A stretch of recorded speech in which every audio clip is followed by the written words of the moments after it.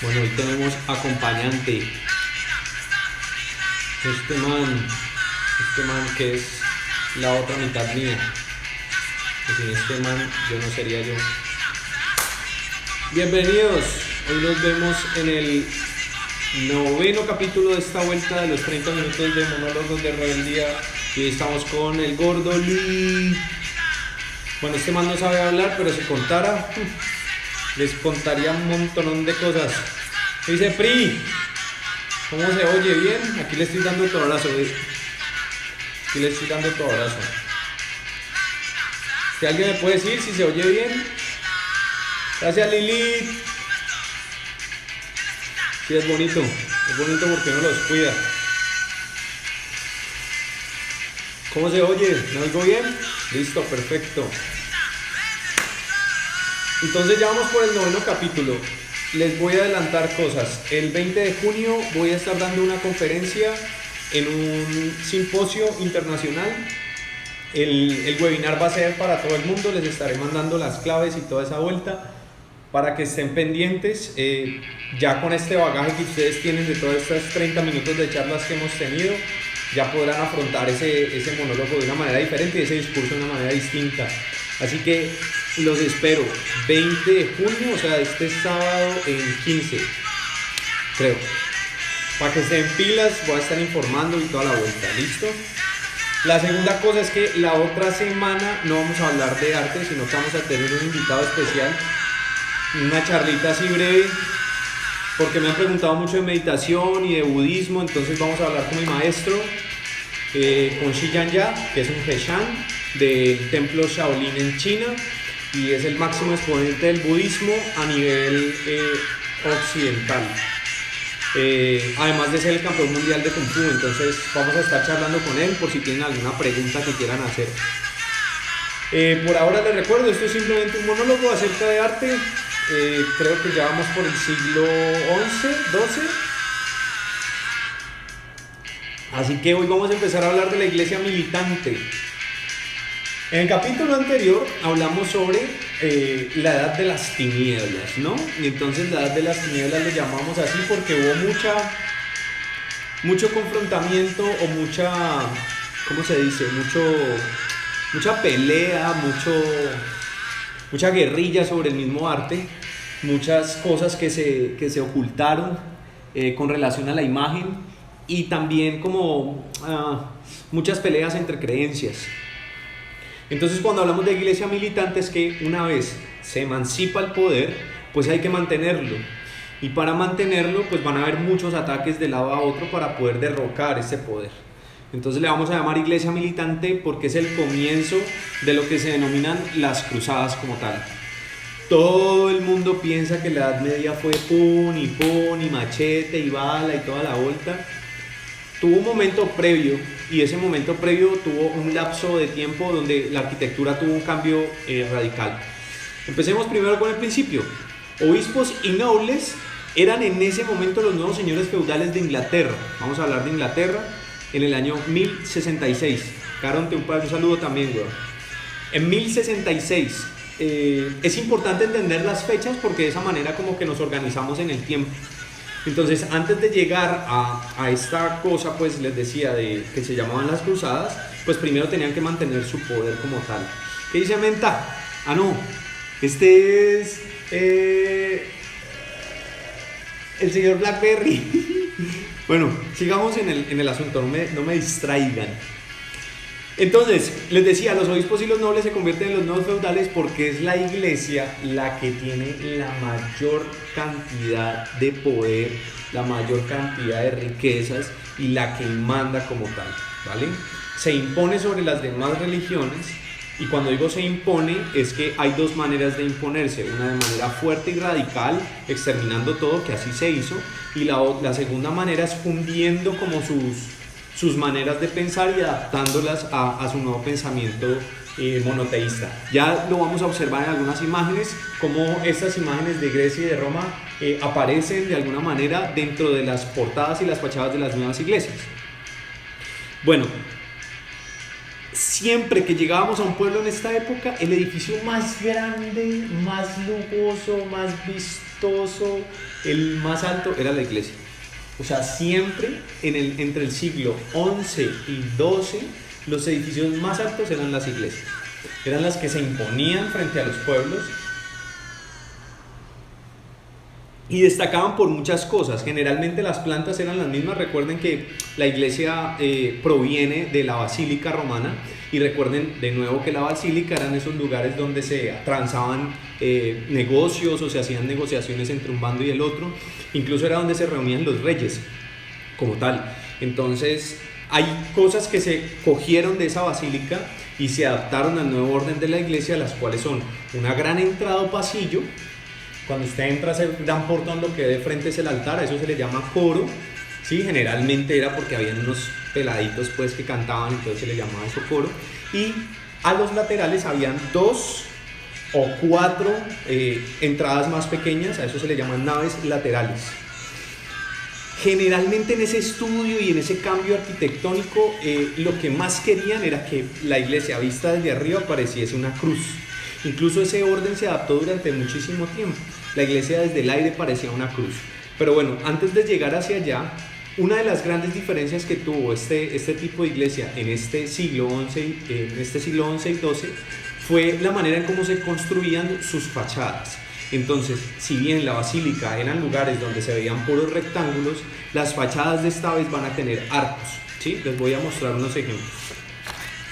Entonces, fíjense que las ventanas no son totalmente rectangulares, sino que tienen terminaciones en arcos, ¿sí? A esto le vamos a llamar el estilo normando, porque nació en Normandía, ¿sí? Pero bueno, más allá de eso, lo que me interesa de la forma en cómo se construían estas iglesias era que daba la sensación de que fueran fuertes militares. Edificios robustos, paredes de piedras macizas, pero tenían un problema gigantesco.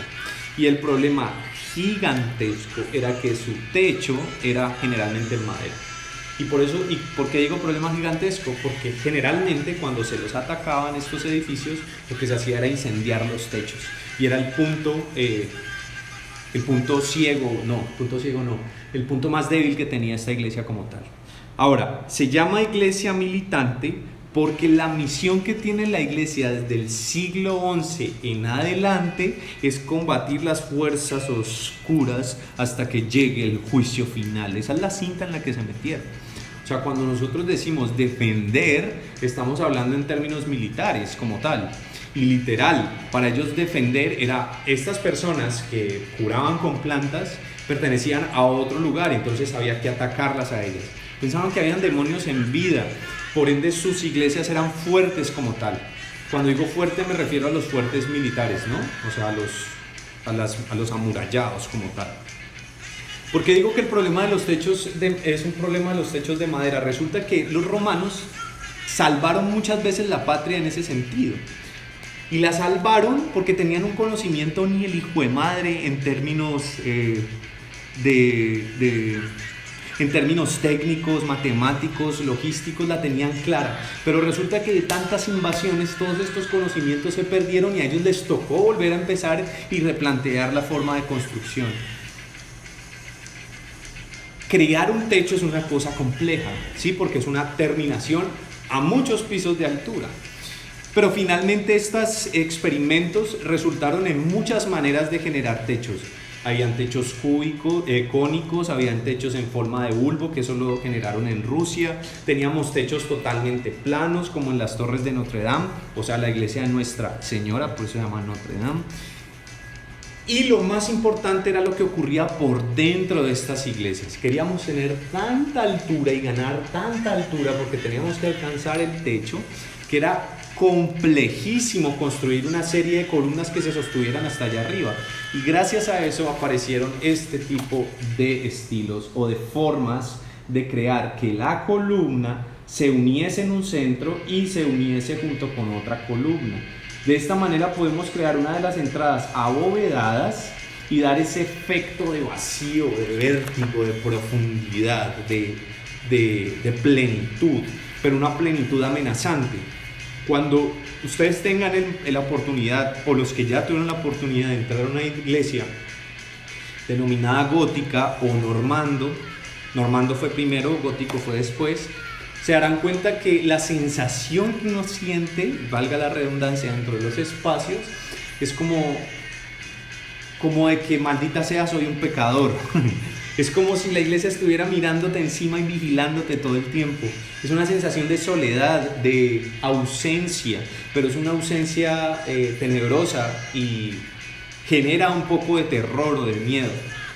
Y ese era uno de los puntos que quería tocar la iglesia. La manera en cómo se acercaba a sus feligreses, que no tenían ni idea de leer y escribir, era mediante el miedo, ¿sí? No es una mentira, y quiero aclarar que aquí no quiero tocar temas religiosos. O sea, respeto mucho lo que creen, solamente lo estoy abordando desde el punto de vista histórico. Entonces, digamos que el periodo del siglo XI al XII fueron experimentos como un 70 y madre. Cuando les digo experimentos es que me imagino cuántos edificios habrán caído, me imagino cuánta gente se habrá muerto, me imagino cuánta gente se habrá venido abajo, porque era un momento en donde teníamos que experimentar la manera de unir elementos que estaban a muchísimos metros de altura. Obviamente hoy en día eso nos parece un poco tonto, porque podemos vivir en edificios donde tienen 7, 8, 10 pisos de altura, e incluso podemos encontrar edificios gigantescos, ¿cierto? Pero recuerden que en ese entonces crear este tipo de edificaciones era un tanto complejo. Nos sigamos. Una de las cosas más importantes cuando les hablo de fusionar es que cuando entramos a este tipo de iglesias normandas, que son las primeras que se empiezan a hacer antes de la iglesia gótica como tal o del estilo gótico, es que los pórticos o las entradas asemejan a los arcos del triunfo e incluso asemejan a los templos hechos por los griegos. Y cuando digo asemejan, no me refiero exactamente a la misma composición como tal, sino que me refiero a cosas que están puestas de una manera para explicar quién yace adentro. Recuerden que los templos en Grecia tenían un triángulo en el frente que se llamaba frontón, ¿cierto? Y allí se describía a modo escultórico de quién se trataba este espacio que estábamos construyendo y quién habitaba este espacio. Bueno, les quiero mostrar algo. Iglesia normanda, entrada grande y dos alas, ¿cierto? Un techo a una agua, ¿sí? Otro de los experimentos, dos aguas, qué pena, pero no terminaba en punta, ¿cierto? Una casa normal, pero quiero que hagamos un acercamiento al frontón o tímpano. Ese frontón ya no es triangular, sino que es arqueado. Es un residuo que dejaron los romanos, ¿no? Para poder sostener bastante peso. Pero lo que quiero que pillen o entiendan es el simbolismo que hay. Se los voy a explicar. Hay un señor en el centro que representa a Cristo y hay 4 elementos, 2 a un lado y 2 al otro. Esos 2 elementos son animales y hay uno solo que tiene carácter humano. Tenemos un ángel, un águila, un toro y un león. Cuando hablamos de león, toro, águila, ¿no se les hace muy familiar cuando hablábamos de los celtas? Es la representación de los animales y es la simbología animal impuesta sobre pasajes bíblicos. Esto pertenece a un pasaje bíblico del Antiguo Testamento, en donde el león representaba a San Marcos, el ángel representaba a San Mateo, el toro representaba a San Lucas y el águila representaba a San Juan. Yo puedo seguir experimentando, hablando aquí, dejando como pequeñas pistas. ¿Qué tal si esto es una manera de acomodar un conocimiento bárbaro, recuerden lo que significaba bárbaro, adaptado al nuevo cristianismo o al nuevo orden religioso? Lo dejo a su suerte. Entonces, resulta que en uno de estos pasajes bíblicos, ¿cierto? Aparece en el que se describe que el trono de Dios está sostenido por 4 criaturas con cabezas de hombre, león, toro y águila. Trabajo final representado, pues lo tienen ustedes allí. No hay ausencia, de perspectiva, totalmente plano, pero hay algunos residuos que me quedan a mí de algunas comunidades bárbaras y de algunas comunidades egipcias, ¿sí? Bien, en la parte superior se van a encontrar ustedes al lado izquierdo todas las almas en pena encadenadas y al lado derecho todas las almas libres y bondadosas. Eso estaba en la entrada de una iglesia. Es decir, cuando usted entra a una iglesia, se supone que es la representación de la entrada al cielo como tal. Y si la entrada al cielo está un señor que me está juzgando con 4 elementos totalmente sobrenaturales, pues yo creo que de una vez digo, este man es tremendo capo y tengo que creer en él. Les voy a leer un poema de medioevo que escribió François Villon. Dice: soy una mujer vieja y pobre, ignorante de todo. No puedo leer. En la iglesia de mi pueblo me muestran un paraíso pintado con arpas y un infierno en el que hierven las almas de los condenados. Uno me alegra, me horroriza el otro. ¿Qué llevó a François Villon para poder escribir este tipo de pasaje? Y cuando yo digo ¿qué la llevó a escribir absolutamente todo esto? Hay entre líneas algo o unos residuos de miedo y de tensión. Es decir, no creo en la iglesia por lo que me está diciendo, sino por lo que me está representando. Cabe aclarar que esta es la época de las llamadas cruzadas, ¿no? ¿Y qué era la cruzada? Pelear en nombre de Dios, ¿sí? Era justificar una guerra en nombre de Dios. Es como hoy justificamos las guerras en nombre del dólar o en nombre del petróleo. Pero bueno, ese es nuestro nuevo Dios. Sigamos. Muchos de los elementos que se esculpían y que estaban puestos sobre los santuarios y sobre los altares tenían residuos, repito, de algunas tribus bárbaras o de algunas comunidades griegas, egipcias o romanas. Y todo estaba absolutamente relacionado no con el mundo real tal cual como lo vemos, sino cómo era representado. Entonces, les voy a presentar un candelabro. Sí, aquí se suponía que se ponía el velón, pues. Y toda esta cantidad de detalles, si lo vemos desde lejos, una maraña, ¿cierto? Pero si nos acercamos a ellos, ustedes van a encontrar una cantidad de almas en pena, gritando y sufriendo como tal. Incluso en la parte inferior hace remembranza a lo que pasó con Laoconte y las serpientes y sus hijos. Cuando hablamos de Laoconte, entonces nos vamos directamente ¿a dónde? A Grecia como tal. Bien, incluso en la parte central del candelabro está la representación de los 4 personajes que les hablé anteriormente: el águila, el toro, el ángel y el león. ¿Qué significa la luz? Iluminar, o la conciencia, o la sabiduría. ¿Y qué significa la oscuridad? La ignorancia, la creencia sobre cosas que no existen, que nos venden. Es decir, no solamente hay referentes romanos y griegos, sino que también empezamos a tener referentes de luz y oscuridad, es decir, de bandos opuestos. Más adelante Nietzsche va a tocar un poquito este tema y va a hablar en un libro que se llama Entre el bien y el mal acerca de eso, los polos opuestos. Incluso en un libro que dice Dios ha muerto, no se refiere a que él sea ateo o que Dios haya muerto, sino que hemos matado la izquierda y nos hemos abalanzado sobre la derecha. Es decir, tenemos una sociedad exageradamente bondadosa, que no somos capaces de tomarnos el jugo del lulo sin azúcar porque no somos capaces de probar las cosas como son, sino que le echamos azúcar para endulzarla. Eso mismo analóguenlo con los sentimientos y las emociones. Bueno, sigamos. Encontramos una cantidad de representaciones en este punto, pero estas representaciones son basadas únicamente en textos bíblicos. Este es otro de ellos, ¿sí? Este representa o hace honor a un pasaje bíblico también, en donde se escribía que existían 3 toros por cada punto cardinal, viendo hacia el punto cardinal y sus colas hacia el centro de las grandes aguas. Esto es una tina bautismal, ¿cierto? Y el pasaje bíblico dice: hizo el mar de metal fundido, de 10 codos de borde a borde. Codo era una manera de medir un espacio, ¿no? Eran enteramente redondo y se apoyaba sobre 12 bueyes, 3 mirando al norte, 3 mirando al oeste, 3 mirando al sur y 3 mirando al este. El mar estaba sobre ellos, quedando sus partes traseras hacia el interior. El artista de la época de Medioevo se inspiró en ese pasaje para poder crear esto. No hay un total realismo sobre el asunto, es decir, no existen 3 bueyes que sostengan el mar. No es real, pero lo más importante aquí era poder representar tal cual y como se escribían este tipo de cosas. Podemos plantear también una especie de discusión o de pelea, en donde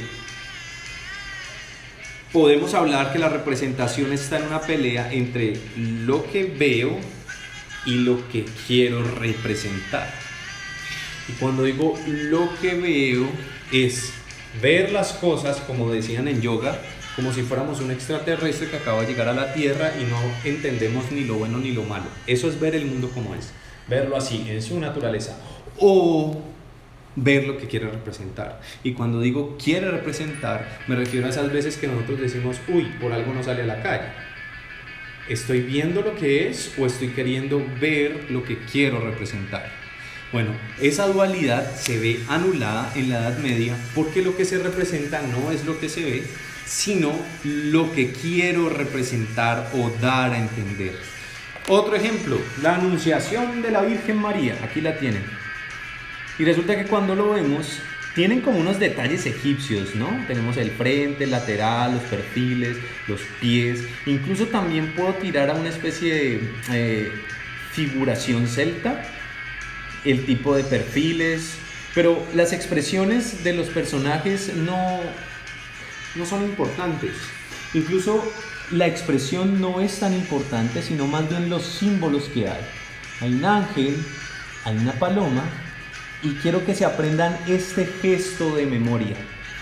Esta mano en esta posición significa hablar. Cuando está en esta posición es hablar.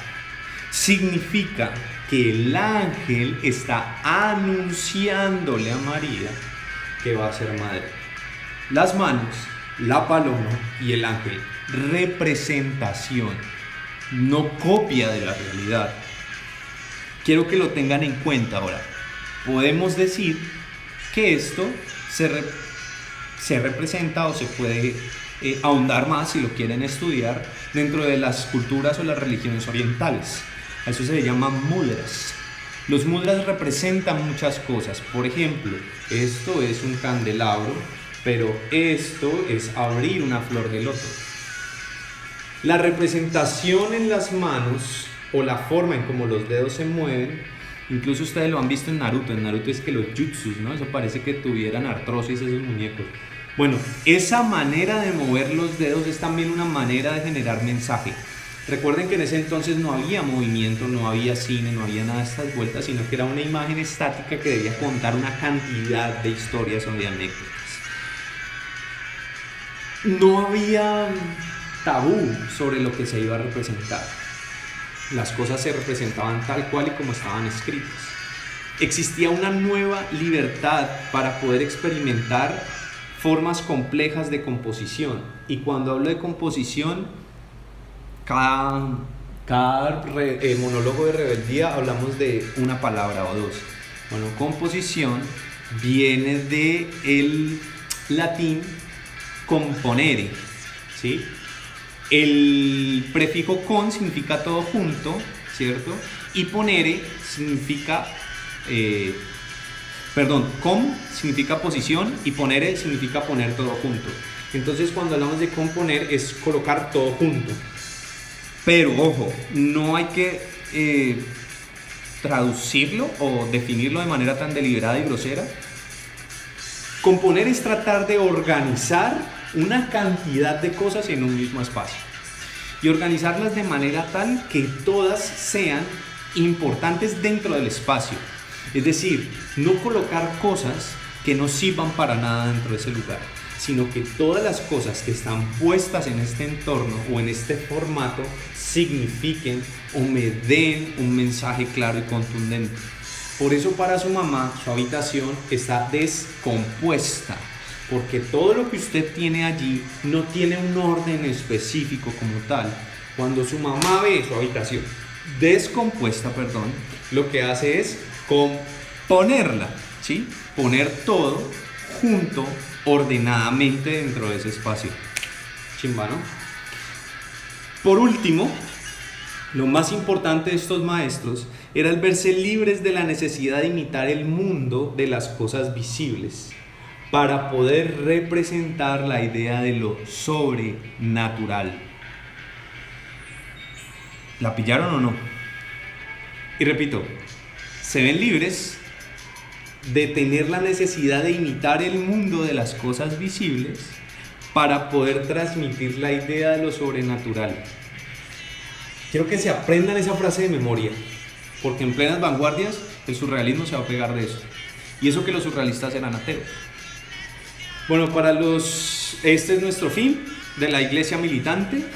Recuerden que lo más importante es hablar aquí de arte y de formas, más allá de fechas y de autores, y de hacer una cosa no tan aburrida y tan parca como a mí me tocó mis clases de historia.